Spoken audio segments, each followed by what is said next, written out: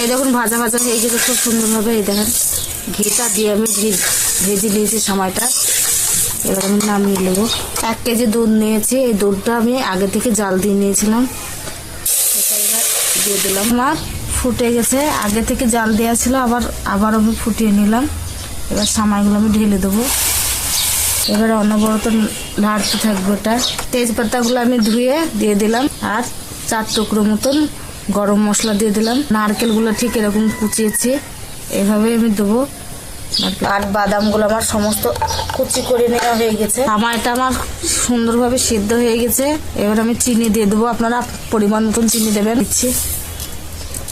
এই দেখুন খুব সুন্দরভাবে সিদ্ধ হয়ে গেছে সামাইগুলো। কত সুন্দর সিদ্ধ হয়ে গেছে, সময়টা হয়ে গেছে আমার। এবার আমি নামিয়ে ফেলবো। উপর থেকে কাজু আর কিশমিশ আমি দিয়ে দিয়েছি, আর কাঠবাদাম কুচনো ছিল সেগুলো আমি উপর থেকে দিয়ে দিচ্ছি। আমার তৈরি হয়ে গেছে। এই দেখেন কত সুন্দর হয়েছে। আজকে ঘরোয়া পদ্ধতিতে আমি সামাই তৈরি করে দেখালাম।